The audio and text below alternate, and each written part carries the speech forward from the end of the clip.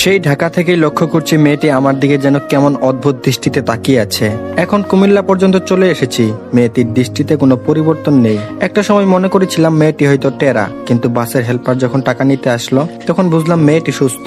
আমি 5-6 মিনিট অন্তর অন্তর মেয়েটির দিকে তাকাই, যতবার তাকাই ততবার ওই দেখি সে ডেপ ডেপ করে এক দৃষ্টিতে তাকিয়ে আছে আমার দিকে। দ্বিতীয়বার মনে হলো মেয়েটা আমার দিকে নয়, হয়তো তার কোনো নিকটাত্মীয় বা প্রিয়জন আমার পাশে বসে আছে, হয়তো তার দিকে তাকিয়ে আছে। কিন্তু না, আমার পাশের লোকগুলো কয়েক দফায় পরিবর্তন হয়েছে, নতুন লোক বসেছে, কিন্তু মেয়েটা সেই অদ্ভুত দৃষ্টিতে তাকিয়ে আছে আমার দিকে। মেয়েটার এরকম চাহনিতে অনেকটা বিভ্রান্তিতে আর অস্বস্তিতে পড়ে গেলাম। ফেসটা ঢাকা কালো মুখোশে, চোখের মাঝে মাইনাস পাওয়ারের চশমা। মেয়েটার চোখ দুটি ছাড়া আর কিছুই আমার কাছে স্পষ্ট নয়। আমি ঢাকা থেকে বাড়ি ফিরছি 6 মাস পর।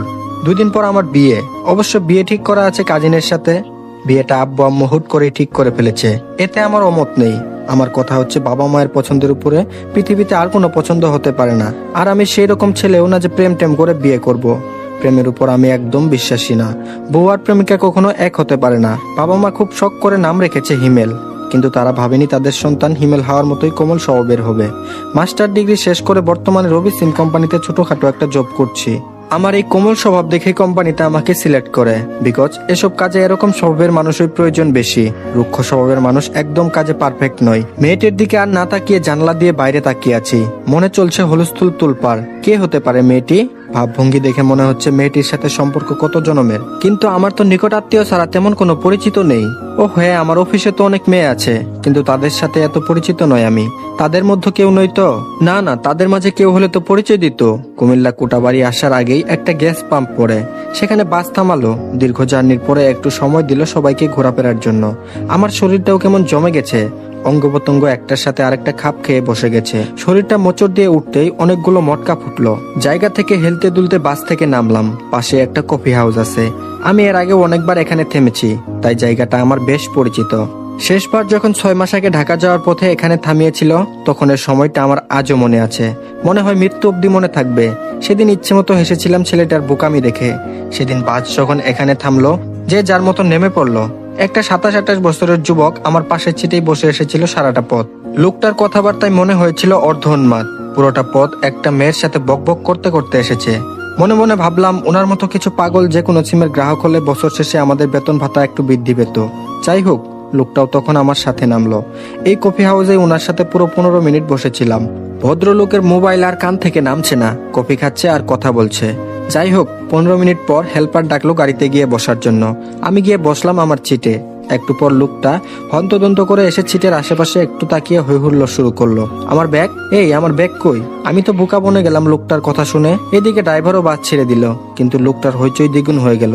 আমি বললাম, ভাই আশেপাশে ভালো করে দেখেন। লোকটি বলল, দেখলাম তো, কই কোথাও নেই, আপনি একটু সরেন তো। বুঝতে পারলাম লোকটা আমাকে সন্দেহ করছে। যাই হোক, কারো কোনো কিছু হারানো গেলে যে কাউকে সন্দেহ করতেই পারে, এতে দ্বিমত পোষণ করতে নেই।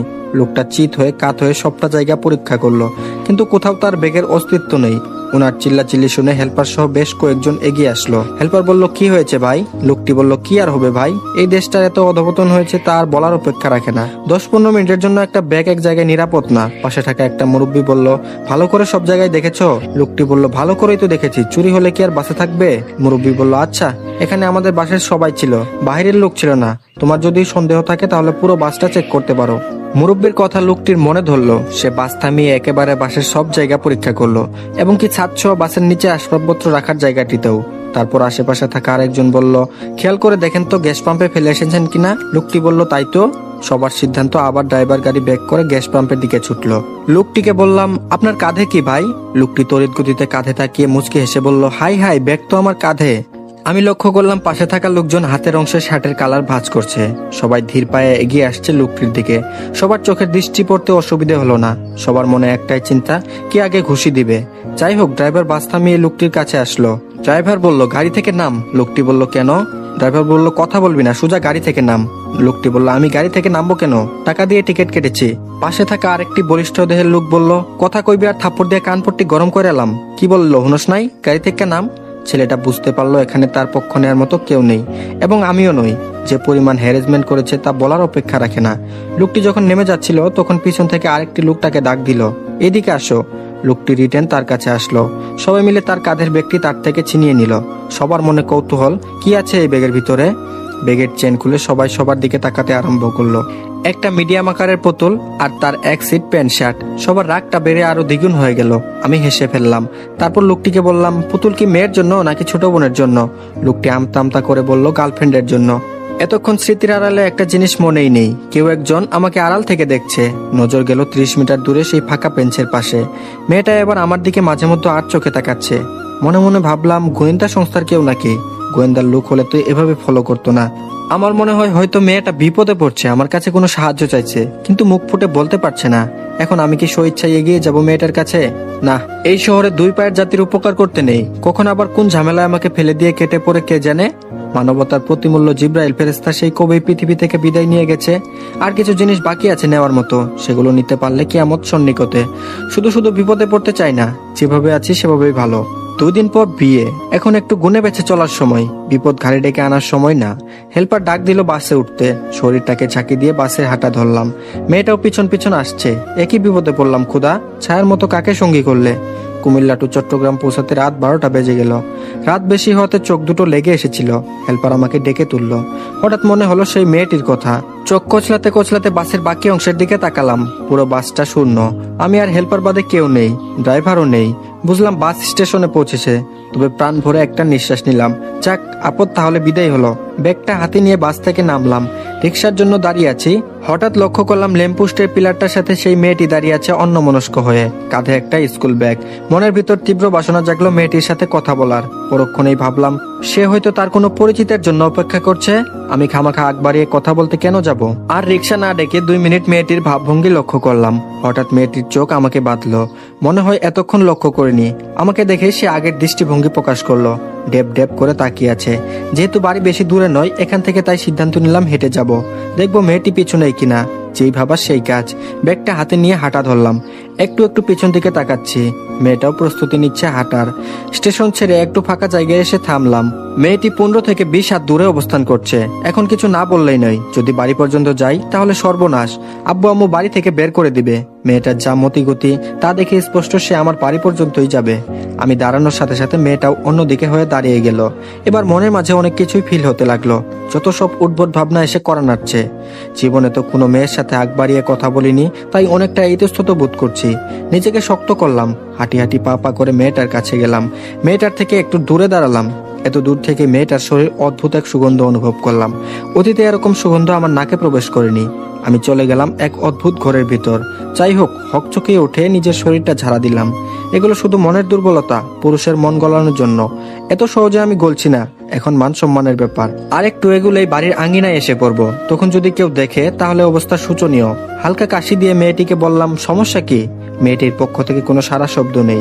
আবার বললাম, সেই ঢাকা থেকেই পিছু নিয়েছেন, এখন বাড়ি পর্যন্ত চলে এসেছেন, আপনি কি আমার পরিচিত কেউ? মেয়েটি চুপচাপ দাঁড়িয়ে রইল, কোনো কথা বলল না। আমি আবার বললাম, কি অদ্ভুত ঝামেলায় পড়লাম রে বাবা। না বলছে কথা, না ছাড়ছে পিছা। আমি আবার বললাম, কি হলো? মেয়েটা এবার নিচের দিকে তাকিয়ে রইল এক দৃষ্টিতে। আমি ব্যাগটা হাতে নিয়ে পুনরায় চলে আসতে লাগলাম। মেয়েটিও আগের মতোই আমার সাথেই আসছে। এ তো আচ্ছা ঝামেলায় ফেসেছি। বাড়ির লোকজন বা মহল্লার লোকজন যদি দেখে তাহলে মান সম্মান থাকবে কিছু? আবার 2 কদম পিছু হেঁটে মেয়েটার কাছে গেলাম। আবার বললাম, আপনার উদ্দেশ্যটা কি একটু বলবেন? টাকা পয়সা লাগবে? কিছু চাই সেটা বলেন, দয়া করে আমাকে মুক্ত করেন। মেয়েটা একটু বিচলিত হয়ে স্কুল ব্যাগ থেকে একটা পেট খাতা বের করলো। তার মানে মেয়েটা বাক প্রতিবন্ধী? এটা ভাবতে মেয়েটার প্রতি কেমন মায়া অনুভব হলো।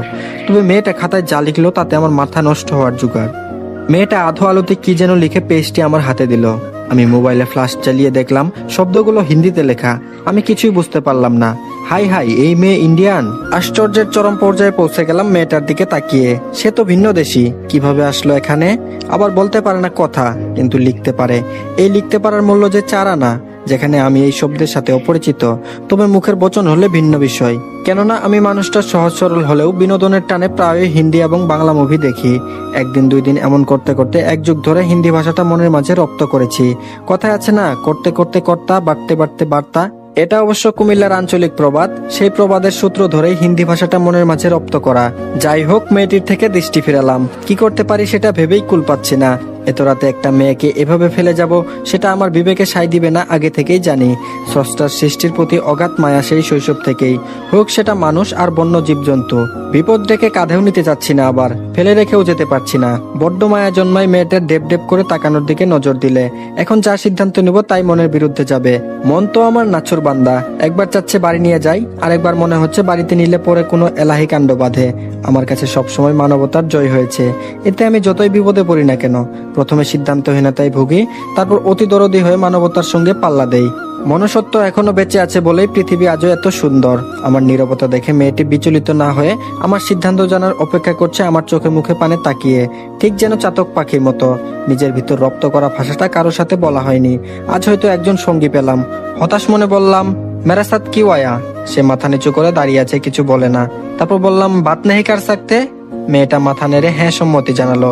আমি ঠিক বুঝতে পারলাম না কিসের ইঙ্গিত দিল, তাই আবার বললাম, কার সাকতে হো।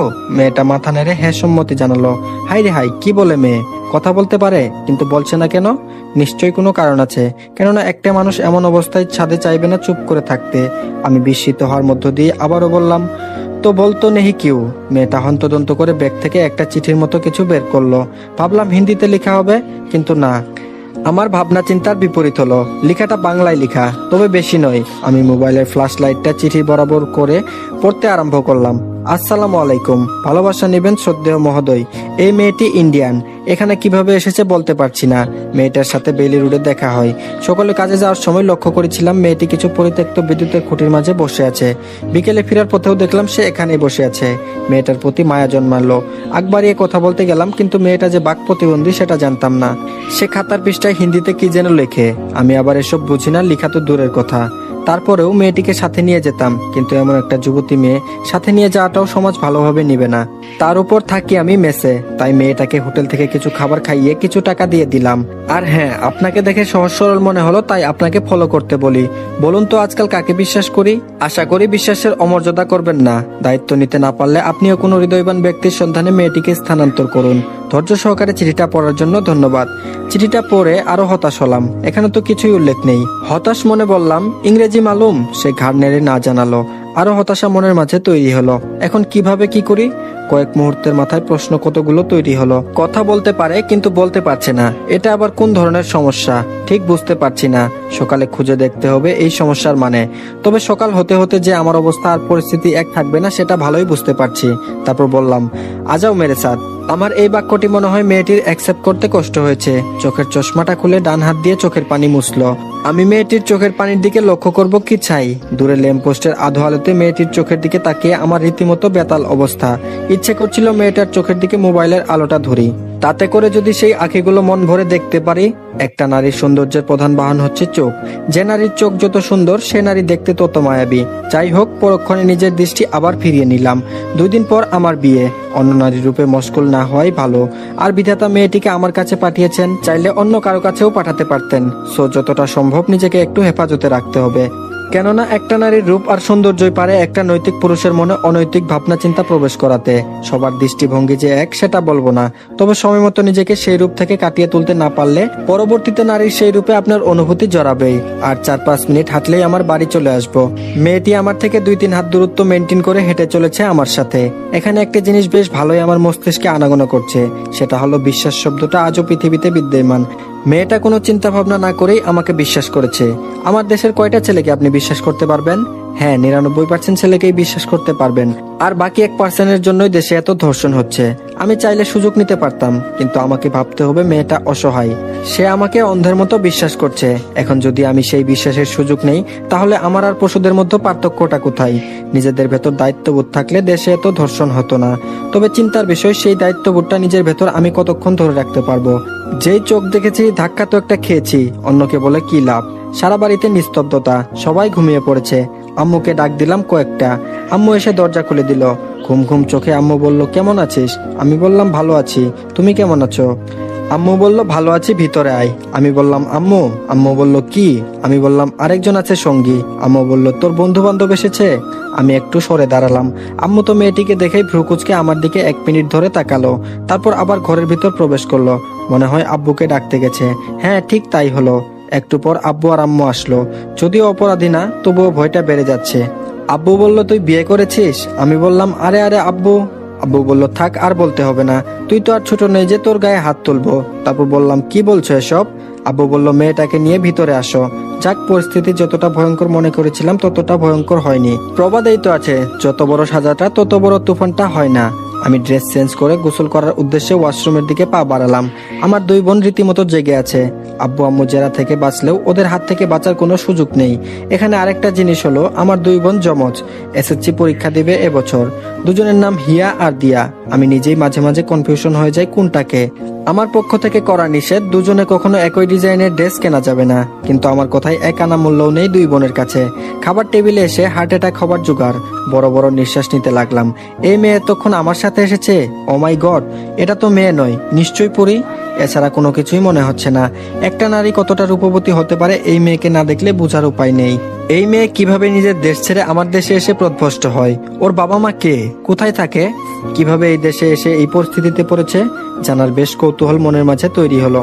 কিন্তু মেয়ে তো আপাতত বুবা, কিভাবে জানবো? আম্মুকে দেখলাম মুখটা এখন সকালের তেজস্ক্রিয় সূর্য রশ্মির মতো উজ্জ্বল, বেশ হাসি খুশি। একটু আগেই তো মুখটা আশ্বিন মাসের পশ্চিম আকাশের কালো মেঘের মতো করে রেখেছিল। তার মানে ছেলের বউ হিসেবে তার মনে ধরেছে। আচ্ছা, এখন আমি কি করব ঠিক বুঝতে পারছি না। এখন যদি বলি এই মেয়ে আমার স্ত্রী না, তাহলে প্রবলেম অনেকগুলো দেখা দিবে। প্রথমত 2 দিন পর খালাতো বোনকে বিয়ে করতে হবে, আর তাকে বিয়ে করলে আর এই মেয়েকে তার গন্তব্যে পৌঁছে দিতে পারবো না। দ্বিতীয়ত আব্বু বা সমাজ কোনোভাবেই সায় দিবে না মেয়েটিকে আমার সাথে। স্ত্রী হিসেবে পরিচয় দিলে এখানে সেখানে নিয়ে যেতে পারবো। আর মেয়েটি ভিনদেশী, সে বাংলা বুঝবে না। পরে না হয় আমি বুঝিয়ে বলবো। আর সে মুখ ফুটে বলতেও পারবে না সে আমার স্ত্রী না। যেহেতু বিধাতা আমাকে সিলেক্ট করেছে মেয়েটির দায়িত্ব নিতে, সো আমি আমার দায়িত্বে অবক্ষয় করতে পারবো না। যত বিপদ হোক মেয়েটির পাশে থেকে তাকে নিজের দেশে পৌঁছে দিতে হবে আমাকে। আম্মু আমার কাছে এসে আস্তে আস্তে বলল, হিমেল এই মেয়ে কি বুবা? আমি বললাম আম্মু জোরে জোরে বলো, সমস্যা নেই, সে বাংলা বুঝে না। আম্মু বলল মানে? আমি বললাম ভিনদেশী। আম্মু বলল বলিস কি? আমি বললাম আম্মু বলল কিভাবে কি হলো বুঝতে পারলাম না। আমি বললাম বেশি বুঝে কাজ নেই, আব্বুকে গিয়ে একটু বুঝাও। আম্মু বলল আচ্ছা তুই আগে বলবি না যে আমি বিয়ে করে ফেলেছি? এখন কত বড় সমস্যা হতে পারে তোর ধারণা আছে?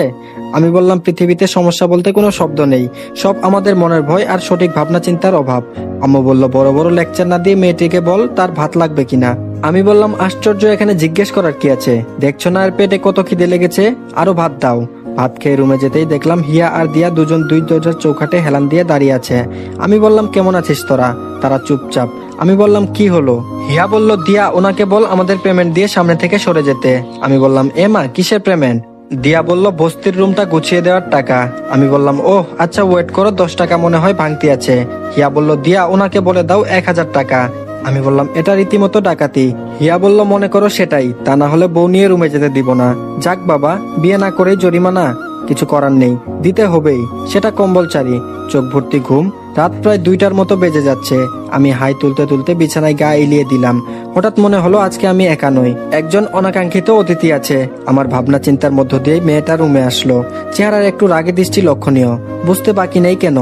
তবুও তাকে অভয় দিয়ে বললাম ডরাও মত, এ ইন্ডিয়ান নিহি, এ বাংলাদেশ है আর मेरा बाप हो तुम जानता, वो आदिम बहुत खतरनाक है। जब भी मैं बताएगा ये लड़की को मैं नहीं जानता, वो क्या करेगा तेरा मालूम है?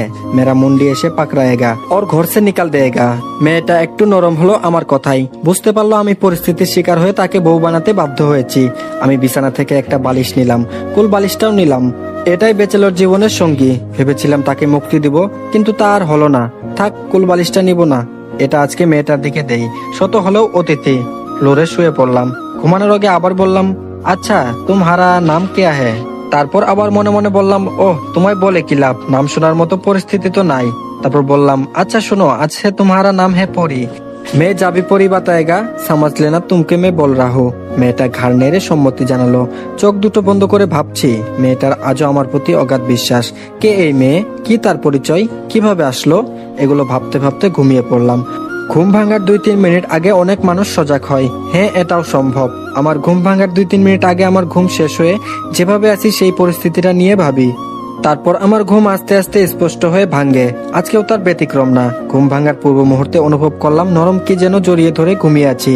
জিনিসটা একদম আমার বুকের সাথে মিশে আছে। আমিও পরম সুখে চাপটে ধরে আছি। জিনিসটার মাঝে বারবার নাক দিয়ে ঘষা দিচ্ছি। হাত পা তো আছেই, চোখ মেলার অনুভূতি খুঁজে পাচ্ছি না। যদিও এই অনুভূতিটা মন্দ নয়, এখন আমার পুরোপুরি ঘুমের ঘোর কাটেনি। হঠাৎ প্রশ্ন জাগলো কাকে জড়িয়ে ধরে ঘুমিয়েছি। চেয়ে দেখি কুলবালিশ, আর পরে বিছানায় বসে পাগুলোর নিচে মেলে ইচ্ছে মতো শব্দবিহীন মুচকি মুচকি হাসছে। আমি তো লজ্জায় একদম শেষ। কি একটা অবস্থা! না জানি কি অঙ্গভঙ্গি করেছিলাম ঘুমের ঘরে কে জানে।